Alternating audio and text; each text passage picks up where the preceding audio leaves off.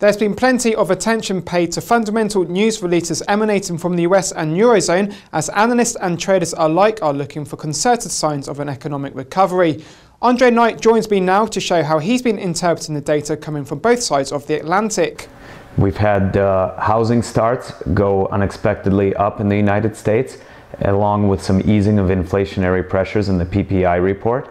Meanwhile, with the flash estimate for the GDP in Europe, came in lower than expected, plus there was a revision down from the month before.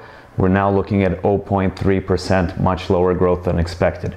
So this has caused the euro to drop somewhat in value against the dollar. What we're trying to figure out is, have we hit bottom now, or is there further to go? What we see here is a very familiar pattern known as a head and shoulders. And what we like to do when we see a head and shoulders is we connect the bottom of the two necklines with a trend line.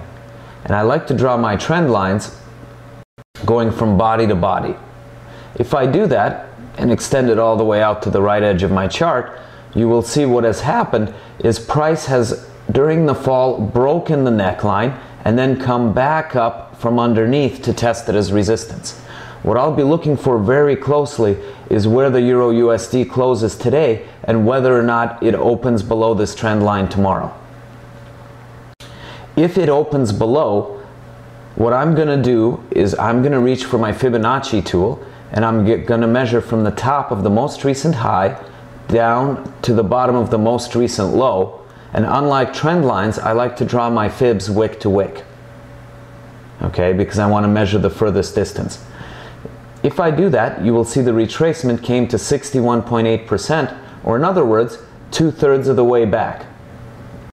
I know from statistics that when we retrace to 61.8%, our extension typically goes out to 161.8. So if this trend line continues to hold its resistance in the days ahead, I would look for an eventual bottom at 1.3288 for the Euro USD. Now, if on the other hand this trend line fails to close as resistance and we close above it, then I will wait for price to come back down and see if this level will also hold as support for us or not. If and only if it does, will I start looking for long trades. Thank you once again, Andre. There's lots of programs here on Dukascopy TV which you might find useful in your trading activities, so stay tuned. Goodbye for now.